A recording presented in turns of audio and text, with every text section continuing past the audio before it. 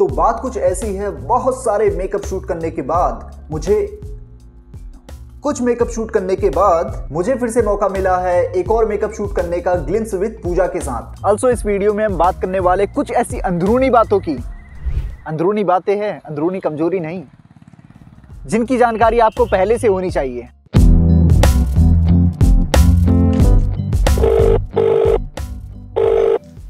Hi Pooja, good morning. I am good यार, कैसे हो आप? यार वो जो हमारा शूट के रिगार्डिंग बात हुई थी, तो उसके कुछ क्वेश्चंस थे जो मुझे आपसे पता करने हैं। तो इज इट राइट टाइम? सो यार, इसमें मे आई नो कि ये हमारा जो शूट है ये कब होना है और कितने बजे होना है, और इस पे जो आपने अभी जो मेकअप किया हुआ है, जो हमारा शूट होना है, ये सिंगल का होना है या आपके कुछ और मॉडल भी है? ठीक है। एंड ये हमारा जो शूट है ये आपके पार्लर के अंदर कर रहे हैं या तो फिर आपका प्लान है कि हम आउटडोर इसको शूट करें?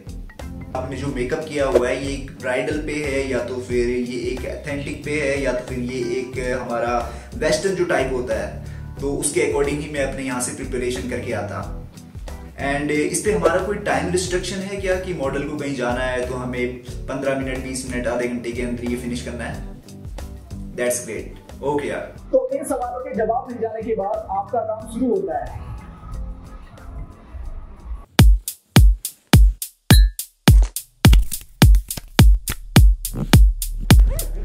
अरे यार, वो प्राइम लेंस पड़ा होगा क्या अपने पास? Yes, do this all thing immediately. और भाई वो प्राइम लेंस का क्या सीन है? प्राइम लेंस आपकी इमेज क्वालिटी में 4 चांद लगा देगा। If you have and if you can afford, so this will be very beneficial for your photography journey. Also it depend on कि आपने अपने चीप इक्विपमेंट के साथ, चीप क्लाइंट के साथ काम करना है या तो फिर प्राइम इक्विपमेंट लेके आपने अपने प्राइम क्लाइंट के साथ काम करना है। इफ तुम ये बात समझ गए तो मुझे अपनी बातों में फुल स्टॉप लगा लेना चाहिए। तो चलते हैं लोकेशन में, और कुछ बातें हैं जो रह गई है उसके बारे में बाद में बात करेंगे। सो फाइनली जैसे कि मैं आपको काफ़ी टाइम से बोलने पे लगा हूँ, तो मैं अभी आ गया हूँ यहाँ पर ग्लिम्स विद पूजा, और हमारे साथ है मनीषा। तो मनीषा जी का यहाँ अभी मेकअप किया हुआ है, बड़ा ही प्यारा मेकअप किया हुआ है ब्राइडल पे। मेरे पास है नाइकॉन D7500 कैमरा, और इसके साथ मैंने अभी क्या किया है, फ्लैश को यूज किया हुआ है, और यहाँ हमारी लाइटनिंग अच्छी है, और हमारी जो मॉडल है उनका अभी जो ड्रेस है वो डार्क पे है, और जो हमारा बैकग्राउंड है तो वो लाइट पे है। तो आपने ध्यान रखना है कि अगर आपकी ब्राइडल ने डार्क पहना हुआ है तो आपका जो बैकग्राउंड है वो लाइट हो, जिससे क्या है उनके कलर निखर के आएंगे। तो मैं अभी यहाँ आपको पूरा बिहाइंड द सीन शो करवाता हूँ, और जो भी प्रोसेस होगा वो मैं आपको दिखाऊंगा। तो आपको पता है ब्राइडल का शूट है, इंडोर पे शूट होना है, तो अगर आप पोजेस करवाने में एक्सपर्ट है तो this is the best. And अगर आप भी मेरे जैसे हैं तो सर्च करना स्टार्ट कर दो और उनको सेव करके अपने पास रख लो। तो कुछ फोटोज क्लिक करके आप मेकअप आर्टिस्ट को दिखा सकते हैं, जिससे कि वो उस टाइम ही देख ले कि अगर उनको कोई इस पर चेंजेस करवाना हो, टचअप करना हो, तो वो चीज़ उस पर देख लेंगे।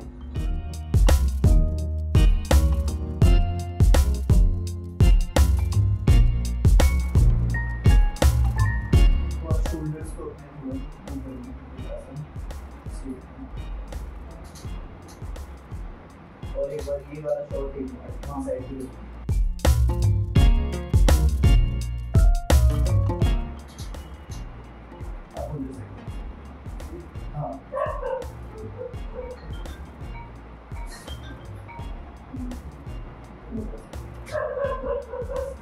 हाथ को हल्का सा साइड करके।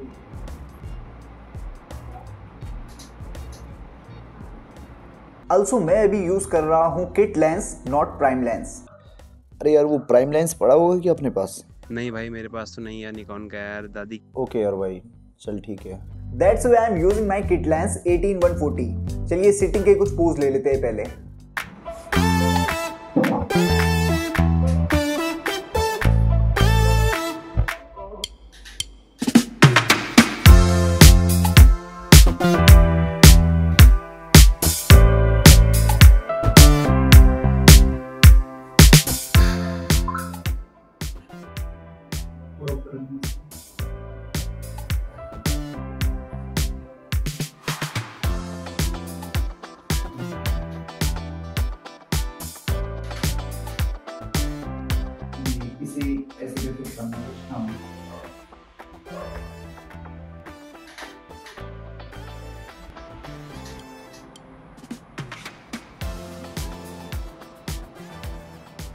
स्टार्ट।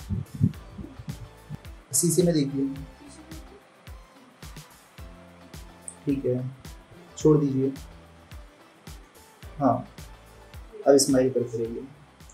वीडियो शूट पे मुझे इतना कोई खास रिजल्ट नहीं दिखा। मे बी हो सकता है कि जो कैमरे की सेटिंग है वो वीडियो पे मुझे इस चीज़ का ज़्यादा अनुभव नहीं है। मे बी हो सकता है कि जो मैंने अभी लेंस यूज़ कर रहा हूँ 18-140 का, तो इस वजह से वो रिजल्ट नहीं आया जो मैंने एक्सपेक्ट किया हुआ था।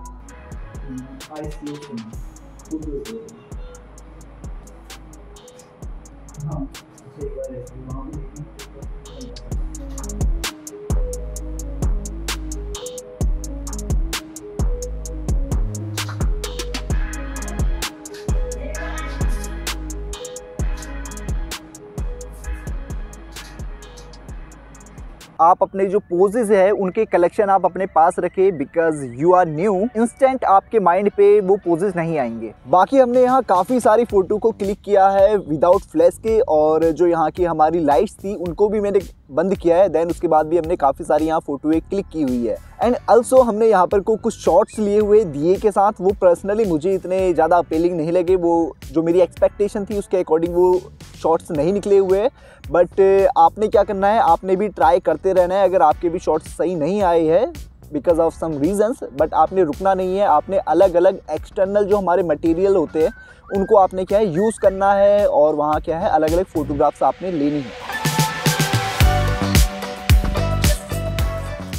तो जैसा कि आप लोगों ने देखा कि आपके भाई ने काफी सारे यहाँ पोज लिए हुए हैं। कुछ लिए हुए हैं लेफ्ट पोज, राइट पोज और फ्रंट पोज, कुछ सिटी पोज लिए हुए हैं, और कुछ जो पोज होंगे वो आपको दिखेंगे, वो हाईलाइट कर रहे हैं उनकी ज्वेलरी को और उनके मेकअप को।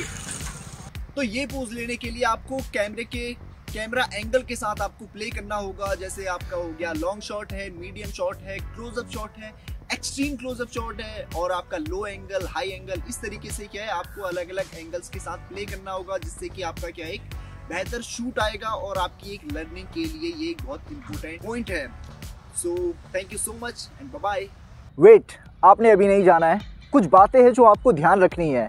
अगर आप एक APS-C कैमरा यूज़ कर रहे हैं, जिसको हम क्रॉप बॉडी कैमरा भी बोलते हैं, अगर आप वो यूज़ कर रहे हैं और एक किट लेंस यूज़ कर रहे हैं सेम लाइक मी, आप देखेंगे कि जो ये फोटोज़ है इनका जो बैकग्राउंड है इस पे आपको एक हार्ड शेडो देखने के लिए मिल रही होगी मोस्ट ऑफ द पिक्चर्स में। इसके लिए आपको क्या करना है कि आपका जो सब्जेक्ट है उसको आपकी जो वॉल होगी, वॉल से आपको क्या है डिस्टेंस बना के रखना है। जब आप डिस्टेंस बनाएंगे तो आपकी जो शेडो है वो आपकी क्या है स्मूथ आएगी। और जो हमारा ये शूट हुआ था ये एक क्रॉप बॉडी से हुआ था जो हमारा कैमरा है, और एक किट लेंस से हुआ था। तो जिस वजह से क्या हुआ वहाँ पे डिस्टेंस की हमें कमी हुई, और मुझे जो हमारा सब्जेक्ट है उसको मुझे वॉल के करीबन ही रखना पड़ा था। और ये शूट हमने f5 और f5.6 में किया हुआ था, जिससे क्या हो रहा था कि जो मैंने अपनी फ्लैश की इंटेंसिटी को पूरा कम भी कर लिया था तो भी मेरी ये जो शेडो है इसको हम रिमूव नहीं कर पाए। बाकी अब हमें लेना था अपने मॉडल के एक्सट्रीम क्लोजअप शॉट्स। उसके लिए क्या है उन्होंने ज्वेलरी वेयर किया हुआ था और उनका मेकअप लगा हुआ है। तो जब हमारे पास जो लेंस है किट लेंस जिससे मैं शूट कर रहा हूँ, तो उस पर अगर मैं जिस डिस्टेंस पे हूँ उससे अगर मैं क्लिक करता हूँ फोटो, तो मेरा फ्लैश चालू था। तो फ्लैश से क्या है जो ज्वेलरी है उस पर शाइन आ जा रही है, और जो उनका टेक्सचर है ऑल्सो वो भी हमारा उतना विजिबल नहीं हो रहा है। तो बार बार ज्वेलरी पे शाइनिंग आ जा रही थी, जिस वजह से वो फोटो हमारी यूज़ पे नहीं आ सकती है। तो उसको अवॉइड करने के लिए हमने क्या किया कि मेरा जो फ्लैश है उसकी इंटेंसिटी कम करने के बाद भी प्रॉब्लम मैं फेस कर रहा था।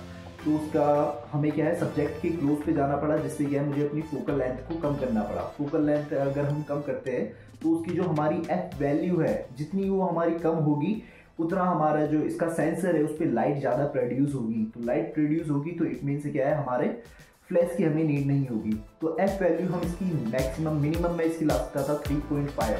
तो 3.5 अगर हम इसकी f वैल्यू को लाना है तो हमें क्या है इसका फोकल लेंथ को पूरा मुझे कम करना पड़ा। और फिर मैं क्या है अपने जो सब्जेक्ट है उसके मैं पास जाता हूँ। जो हमारा फ्लैश था वो मैं ऑफ कर चुका हूँ। अगर मैं ज़्यादा हमारे सब्जेक्ट के पास जाता हूँ तो हमारी जो फोटो है वो क्लियर नहीं आएगी। तो इस वजह से क्या होता है हमें एक डिस्टेंस बनाना पड़ता है। वो हमारा जो अभी कैमरा मैं यूज़ कर रहा हूँ, जो लेंस हमारा है इसके अकॉर्डिंग वो हमारा 1.48 फीट होता है। तो वो डिस्टेंस पे जब मैं ये फोटो क्लिक करता हूँ तो इस पे एक प्रॉब्लम और आती है जिसे हम बोलते हैं वाइल्ड एंगल डिस्टॉर्शन।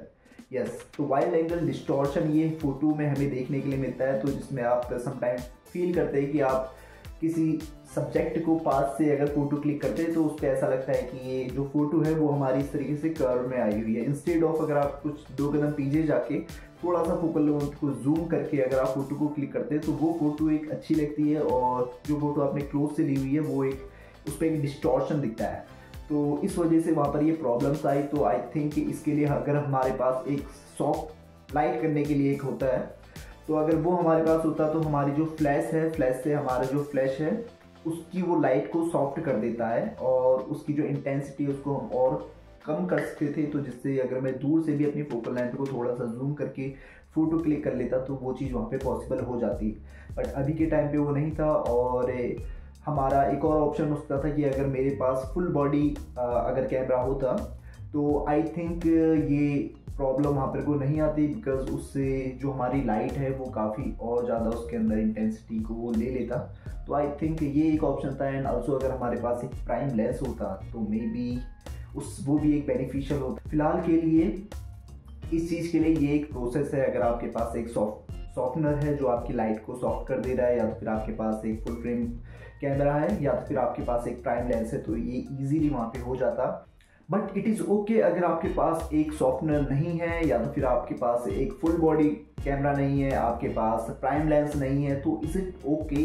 आप जो भी आपके पास अभी अवेलेबल इक्विपमेंट है उनसे आप एक अच्छा फोटो शूट कर सकते हैं, और टाइम के साथ आप अपने जो इक्विपमेंट है उनको आप परचेस कर सकते हैं टाइम के साथ साथ। बट स्टिल अभी जो आपके पास इक्विपमेंट है उनके साथ आप ये फोटो शूट कर सकते हैं।